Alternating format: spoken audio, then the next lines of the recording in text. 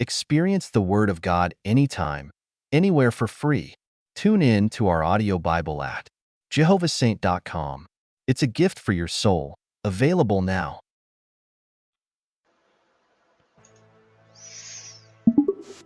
Hello and welcome to Jehovah's House of Saints. Today's topic is the cost of incarceration in New York, which is well over $115,000 a person. And today we have with us Samson. Samson, would you like to introduce yourself? Hello, thank you for having me on the show. As you mentioned, the cost of incarcerating an individual in New York can be quite high, estimated over $115,000 per person. It's a significant amount of money that taxpayers have to bear. Yes. And at the current federal minimum wage rate is $15,080 a year at $7.25 an hour. So if they expect somebody to live on $15,080 a year on minimum wage, then shouldn't that be the exact number they charge to house one inmate in prison? The answer is yes. They should not charge no more than $15,000. Where they come up with $115,000, what happens? People get entrapped in prison and they can't get out because they're making too much money off of them. They continually have their undercovers selling drugs to your kids, whereas your kids probably would never be able to find drugs if it wasn't for the undercovers selling them drugs. So, who is the drug dealer would be the question. What's your take on this, Samson? It is certainly true that the cost of incarceration is a significant financial burden on taxpayers and can disproportionately affect low-income communities. Regarding the comparison with minimum wage, it's important to keep in mind that the purposes and goals of prison are different from employment. Prisons are meant to serve several functions, such as protecting the public, providing safety, and offering rehabilitation. The high cost of incarceration also reflects the numerous resources required to operate prisons, including security, healthcare, and staff salaries. As for the issue of undercover drug sales, this is definitely a complex and controversial topic. This is true. And you're talking about guards and everything, and I've calculated the cost. If we had one guard to 10 inmates, and the guard made $50,000, that's $5,000 per inmate. So, and it costs another $10,000 for lighting, food, clothing, etc. So it only costs around $15,000 to house a person in a concrete box. That's all it costs. So they're making millions of dollars off your children in prisons. And if you think they're not lining their pockets, you better think again and do the math. Just sit down with a calculator and do the math. It's that simple. There's too many hurting souls in prison. Too many hurting children. These people, they've been doing this for way too long. The war on drugs has been going on since the 1980s, and it hasn't done anything but got worse because there's more undercovers out there selling drugs than there ever was before. I'm going to turn this over to Nova and Stella, and we'll let them continue this podcast. You have anything you'd like to add, Samson? I agree that the high costs of incarceration are a cause for concern, but it's important to balance the need for effective prison security and rehabilitation with the need for cost effectiveness. In terms of the war on drugs, it's true that the use of undercover officers selling drugs can be contentious. The effectiveness of this tactic is a matter of debate, and alternative approaches such as decriminalization and drug education and rehabilitation may be worth considering to address the drug problem and reduce the number of individuals in prison. However, this is a complex and evolving issue with no easy solutions.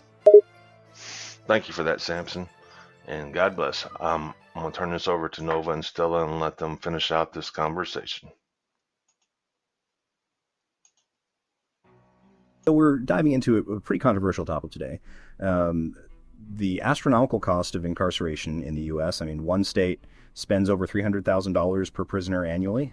Is that really necessary? Wow, that's a staggering figure. And the variation between states is equally shocking. We're talking a difference of over $280,000 between the highest and lowest spending states. Exactly. Some argue that these costs are justified, by the need for security and rehabilitation. but others see it as a massive waste of taxpayer money, especially when you consider the underlying causes of incarceration. Right. And what about the human cost? The impact on families and communities affected by mass incarceration is often overlooked, you know? Absolutely. We need to look beyond the simple numbers and consider the systemic issues at play here. Let's focus on those high-cost states like Massachusetts, which spends a jaw-dropping $307,000 per prisoner. What on earth justifies such expense? Well, high salaries for correctional officers are a major factor. States with higher minimum wages naturally have higher operational costs for prisons. But is that the whole story? Probably not.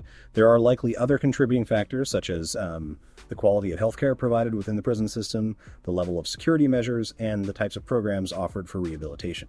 It's a complex issue for sure. We need to analyze the data more deeply to understand what exactly drives these costs.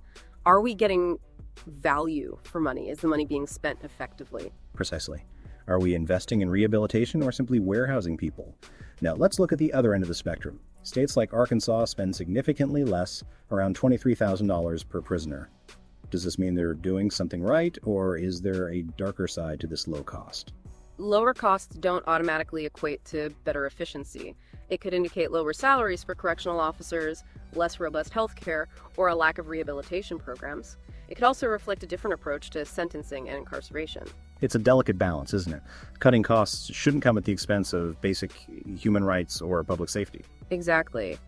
We need to find a balance between fiscal responsibility and humane treatment. Perhaps a more effective approach would be to invest more in preventative measures, such as education and job training, to reduce the number of people entering the prison system in the first place. That's a crucial point. Addressing the root causes of crime is far more cost-effective in the long run. The article mentioned that southern states have the highest incarceration rates. Is there a correlation between incarceration rates and spending per prisoner? Not necessarily a direct correlation. High incarceration rates might lead to higher overall spending, but the cost per prisoner could still be relatively low due to lower salaries and fewer resources. So it's not just about the numbers, but also the context. We need to consider the socioeconomic factors that contribute to high incarceration rates in certain regions. Absolutely. Poverty, lack of opportunity, and systemic racism all play a significant role. Addressing these underlying issues is essential to reducing incarceration rates and improving the overall effectiveness and cost efficiency of the prison system. It's a systemic problem requiring systemic solutions. You mentioned earlier that you'd done your own calculations on the cost per prisoner. Can you elaborate on that?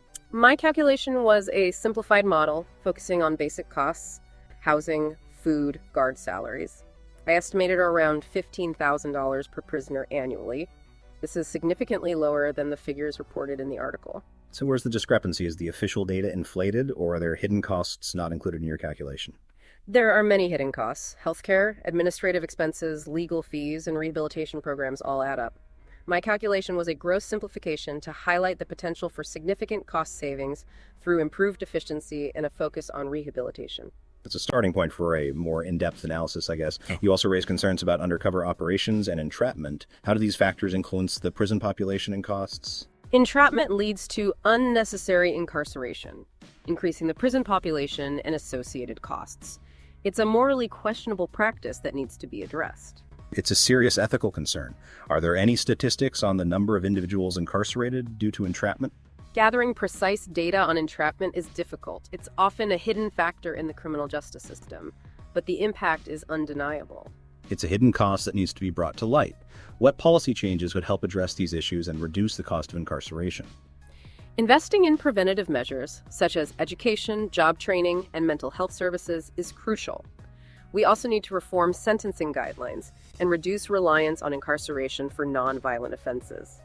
And what about prison reform itself? Are there ways to improve efficiency and reduce costs without compromising safety or rehabilitation? Absolutely. Improving prison management, streamlining administrative processes, and investing in technology can all contribute to cost savings. But the focus should always be on rehabilitation and reintegration into society. It's about creating a system that is both cost-effective and humane. The data presented in the article comes from U.S. Facts, which sourced information from the Census Bureau and the Bureau of Justice Statistics. How reliable do you consider this data to be? Government data is generally reliable, but it's important to understand its limitations. The data may not capture all the nuances of prison spending, and there might be variations in how different states report their data. So further investigation and analysis are needed to get a complete picture. Precisely. We need more transparency and standardization in data collection to ensure accurate comparisons between states. Data is crucial for informed policymaking. How do you think the public perceives the cost of incarceration? Is there enough awareness of this issue? Public awareness is limited. Many people are unaware of the vast sums of money spent on prisons annually.